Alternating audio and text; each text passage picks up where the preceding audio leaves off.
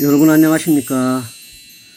이제 처서가 임박해 옴에 따라서 태풍도 지나가고 날씨가 조속으로 많이 선선해진 것 같습니다. 한낮에도 가을의 분위기를 느낄 만큼 아주 좋은 계절이 돌아오는 것 같습니다. 한국 자생출란도 자생지에서 신화들이 많이 올라오겠지만 자생지의 난초들을 분에 올려서 난실에서 재배하는 에란들의 신화도 쑥쑥 잘 자라서 지금 보시다시피 거의 80% 정도 성장해서 잘 크고 있음을 볼 수가 있습니다.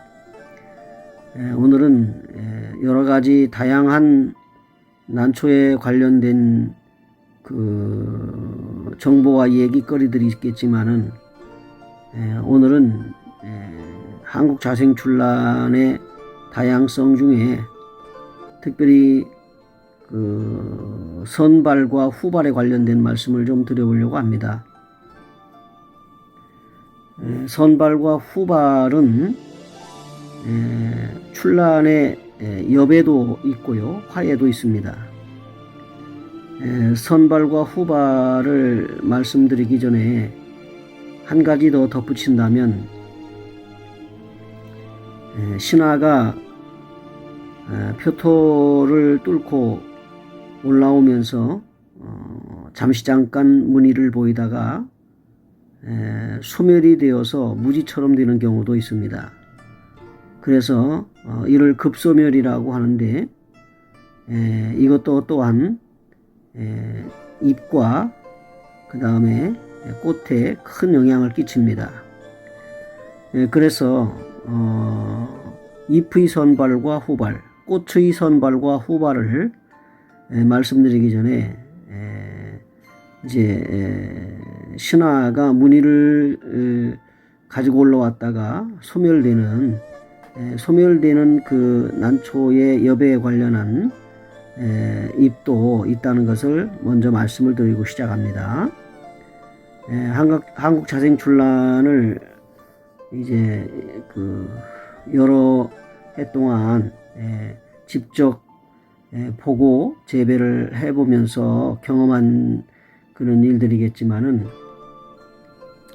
특별히 보통 우리가 얘기할 때는 꽃에 관련해서만 선발색이다, 후발색이다 이런 말씀을 많이들 나누십니다. 그렇지만 여배의 문양도 선발색이 있고 후발색이 있습니다. 조금 전에 제가 보여드린 산반은 신화가 올라올 때 아주 상당히 밝은 색상으로 산반의 무늬를 가지고 올라와서 50% 정도 성장을 하는 과정에서 서서히 광합성에 의해서 잎의 무늬가 소멸해가는 그런 과정을 거칩니다. 그래서 주로 품종 중에 산반들이 선발 무늬를 보이다가 점점 소멸하여 잎 끝으로 약간의 무늬를 남기는 경우가 많습니다.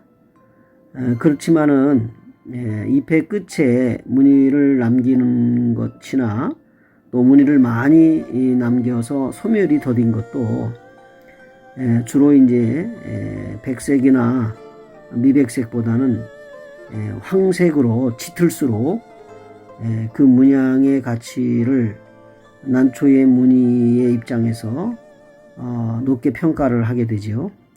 지금 보시는 난초의 신화는 금년신화인데 산반 녹호에 관련된 잎으로 보입니다. 그래서 약간의 그 복륜과 같은 또는 이제 녹호와 같은 문양을 다양하게 보여주는 잎인데 산채하여 아직도 꽃을 보지 못한 상태에서 이제 한 해 한 해 한 촉씩 이렇게 발전해 나가는 모습을 보이고 있습니다. 이 난초 역시 신화 때 올라오면서 화려한 무늬를 가지고 올라와서 성장하는 과정 속에서 빛에 의한 광합성으로 무늬가 소멸이 되어 가고 있는 것입니다. 서서히 소멸해 가면서 속잎이 완전히 성장했을 때 난초는 다 컸다고 볼 수가 있는 건데, 아직 속잎장이 다 크지 않은 상태에서 지금 문양이 서서히 소멸이 되어 가고 있습니다. 산반성을 가지고 있는 잎으로 올라와서 약간의 녹호의 형태를 보이다가 점점 소멸이 되는 것입니다. 지금 보시는 이 난초는 담양에서 제가 직접 생강근 난초를 산채하여 재배 중에 후발이라는 것을 알게 되었습니다. 그래서 산에서는 약간의 무늬가 호나 편호의 무늬가 보였던 생강근 난초였는데, 재배를 하는 과정에서 보니까 신화 때는 무늬를 거의 보이지 않다가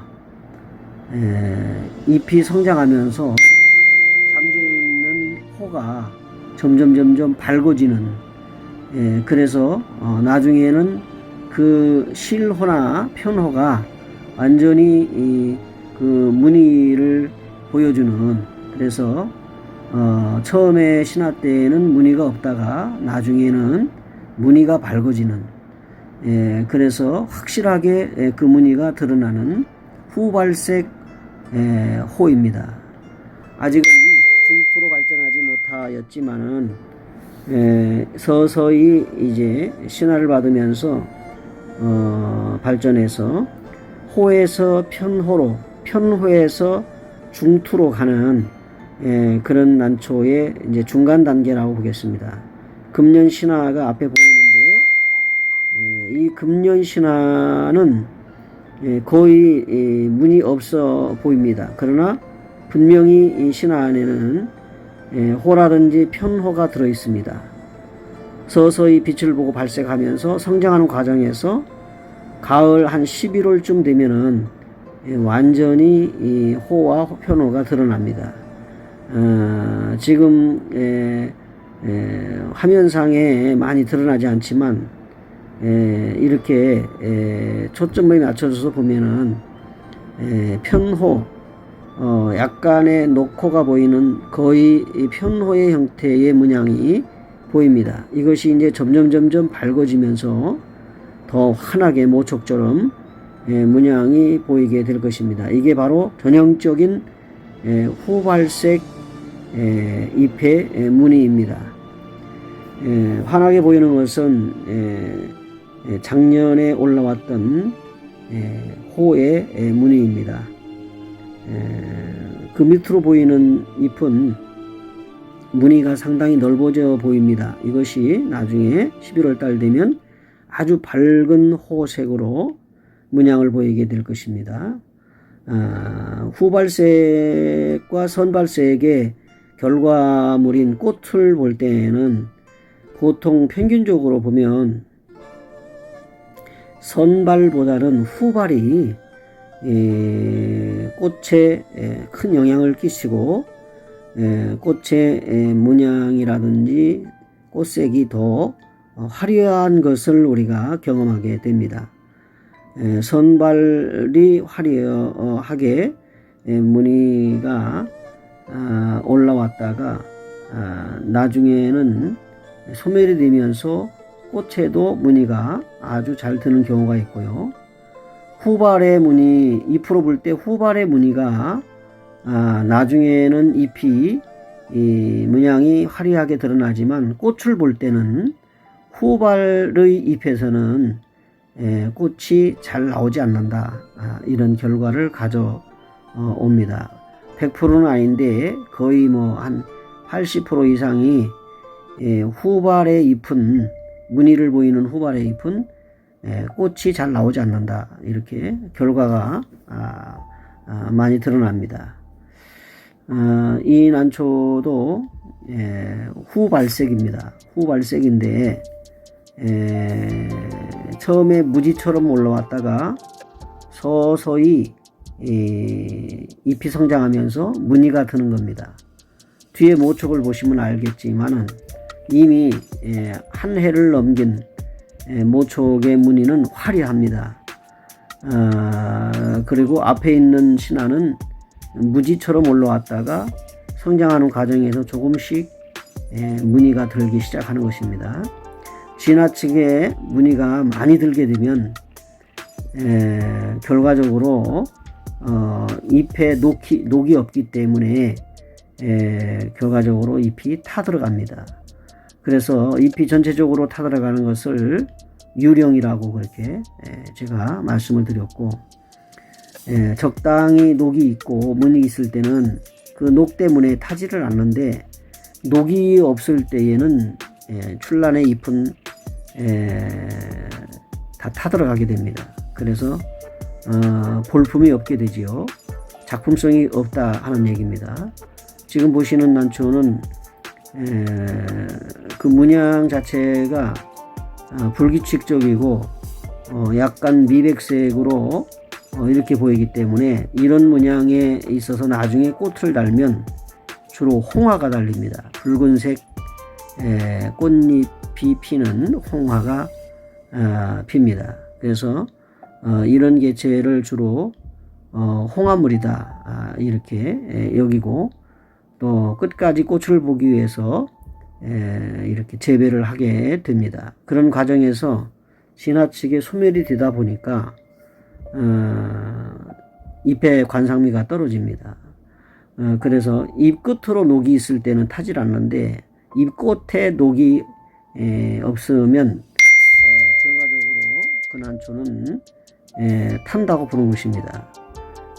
지금 보시는 이 난초도 신화는 청색으로 올라와서 서서히 무늬가 들다가 녹이 더 많이 빠지게 되면 이걸 반과됐다고 그럽니다. 지나치게 많이 녹이 빠졌다고 해서 이렇게 되면은 죽지는 않지만 잎의 모양이 끝에 타기 때문에, 즉 갈립이 되기 때문에 절단할 수밖에 없는 상황이 오게 되고, 잎 전체가 아름답게 보이질 않습니다. 그래서 조금은 이제 선호도가 떨어지는 그런 개체입니다만은, 그러나 산채되어 분해서 재배하는 과정에서 어떤 꽃이 필지 궁금한 그런 그 출란의 품성을 가지고 있다 봅니다. 이 난초는 중투입니다. 중투인데 뒤에 환하게 발색이 된 그런 모촉을 볼 수가 있는데, 앞에 있는 아주 건강하게 올라온 신화는 이제 후발색으로서 무늬가 차고 올라왔다가 점점 광합성에 의해서 무늬가 밝아지는 것입니다. 그래서 지금 현재 보시는 것처럼 전체적으로 잎마다 다 호중투가 있는데, 점점 난초가 크면서 빛을 받을 때 제일 먼저 1엽, 2엽, 다시 말하면 치마잎이라고 할 수 있는 1엽, 2엽에서 무늬가 발현되기 시작해서 황색으로 변합니다. 지금 이제 거의 2엽 정도 되는 난초의 잎이 이제 발색을 해서 황색으로 바뀌는 모습을 보실 수가 있어요. 뭐 2엽, 3엽, 4엽, 5엽은 아직도 이제 성장하는 과정에 있고, 빛을 받으면서 광합성을 하고 영양을 축적하고 이제 서서히 상작으로 가고 있는 그런 모습을 보이고 있습니다. 그러나 이런 과정에서 잎의 무늬도 발색을 합니다. 그래서 황색으로 완전히 다 바뀔 것입니다. 지금 보실 때는 약간의 그 미황색 정도로 보이는데 점점 밝아져서 황색으로 보이는데, 지금 2엽의 상태가 많이 황색으로 바뀌고 있는 모습을 볼 수가 있습니다. 그래서 아까도 말씀드렸지만 선발보다는 후발이 상당히 개체로서 특히 꽃물보다는 여배로서는 후발이 더 훌륭한 품성을 가지고 있다고 보는 것입니다. 단지 꽃을 볼 때는 후발보다는 선발이 꽃이 잘 나오고, 그 다음에 여배로 봤을 때는 선발보다는 후발색이 더 품성이 좋다. 거꾸로죠. 바뀐 겁니다. 그렇게 생각하셔서 단순히 여배품을 구입할 때는 후발로 무늬가 드는 것을 구입하시고 선택하는 것이 난초의 품성을 아주 좋은 품성을 이제 재배를 하시게 되는 겁니다. 그러나 신화가 표토를 뚫고 올라오면서 급소멸하는 난초들이 나중에 꽃도 좋고 무지로 가지만 결국 무늬를 갖고 있었던 것을 알 수 있었기 때문에 결과적으로 그런 무늬를 갖고 올라오는 급소멸하는 무늬 잎에 무늬가 들었다가 소멸되는 난초들이 꽃이 잘 나오고요. 그 다음에 이제 후발색인 난초들은 주로 꽃이 잘 나오질 않습니다. 모든 그 데이터에 의해서 그렇습니다. 그러나 꽃을 보지 아니하고 여배로 보는 난초는, 지금 보시는 건 여배로 보는 난초입니다. 중투이기 때문에. 그래서 여배로 보는 난초는 선발, 무늬가 먼저 들었다가 소멸하는 것보다는 늦게 무늬가 들고 오래 남는, 그것도 이제 미백색이 아닌 황색으로 가는 난초가 여배품으로서는 귀품이 되고 훌륭한 품성을 가졌다, 이렇게 가치를 먹이게 되는 것입니다. 지금 난초가 바로 후발색 중투입니다. 이것은 여배로 봤을 때 그렇습니다. 여배로 볼 때에 여배의 중투로서 전시품도 되고 여러 촉이 건강한 촉이 되었을 때 3촉 이상 전진촉과 같이 잎이 문양이 잘 들고 건강했을 때 훌륭한 전시 작품으로서 평가를 받게 됩니다. 그래서 지금 일엽이 조금 전에 중투하고 같은 그 품성을 가진 난초인데, 이것은 이제 왼쪽으로 보시면은 2엽 정도 되는 건데, 치마잎을 제외하고 2엽 정도 되는 난초의 잎이 황색으로 변하고 있는 것을 볼 수가 있습니다. 그와 같이 지금 위에 있는 잎들의 문양도 다 황색으로 바뀔 것입니다. 지금 서서히 바뀌고 있는 과정에 있습니다. 다 크지도 않았지만은 그렇습니다. 그래서 한 금년 11월 정도 되면은 상당히 무늬가 밝아져서 황색의 문양을 보여줄 것입니다. 지금은 약간의 그 마스가 낀, 외국어 써서 죄송한데 약간 마스가 낀 상태에서 황색기가 있는 미황색 정도의 문양을 보입니다. 이것이 이제 발색을 하면서 결과적으로 11월쯤 되면은 11월, 12월 정도 되면 이제 황색으로 바뀌게 되고, 이 무늬가 늦게까지 유지됐을 때 품성이 아주 좋은 가치 있는 난초로 평가를 받습니다. 여배로 봤을 때 여배로 봤을 때 무늬가 황색으로서 오래 남아 있을 때, 거의 소멸이 되지 않으면 그 난초는 아주 높은 평가를 받게 되는 것입니다. 광엽의 중수엽의 또 품성을 잘 가지고 있는 중투라든지 호피반이라든지 또 복륜이라든지 잎에 무늬가 드는, 그래서 무늬로 보는 여배품은 후발로서 오랫동안 그 무늬색이 빠지지 않을 때 가치가 높게 평가됩니다. 꽃으로 봤을 때는 제가 말씀드린 대로 후발색과 또 지나치게 화려해서 꽃잎이 잎에 그 여배의 잎에 어떤 장애를 주거나 타개되는 경우에는 거의 꽃색이 잘 나오지 않다라는 말씀을 드리고, 지금 두 가지 조건이 다 잘 갖춰지면 금상첨화죠. 잎도 후발로서 무늬가 잘 들고 꽃도 화형이 좋은, 색상 좋은 그런 꽃을 피운다면 그 난초만큼 훌륭한 가치를 지닌 난초는 없다 하겠습니다. 정자가 좋으면 물이 안 좋고 물이 좋으면 정자가 안 좋단 말 있잖아요. 난초에 비할 것은 아니겠지만, 그래서 이런 그 개체를 볼 줄 아는 그런 노하우도 필요하고, 구매나 교환이나 또 이랬을 경우에는 상당히 중요한 의미를 갖고 있습니다. 산채를 했을 때는 꽃을 무늬가 잘 들든 안 들든 잎에 무늬가 많든 안 많든 산채를 해서 키우게 되잖아요. 그런 과정에서 좋은 꽃도 볼 수가 있겠지만, 실제로 결과가 아직 판정이 나지 않은, 아직 꽃을 보지 않은 난초를 구입한다 할 때는 지금 제가 말씀드린 내용들을 참고하셔서 선택하시는 것이 유리하다는 말씀을 드리고요. 그리고 엽에도 선발이 있고 호발이 있다. 그 다음에 꽃도 선발이 있고 호발이 있다. 그 중에 문양을 차고 나오는 급수매라는 난초도 있다. 이런 점에서 꽃과 엽의 가치를 평가해 보았습니다. 오늘도 함께 해주신 여러분 고맙습니다.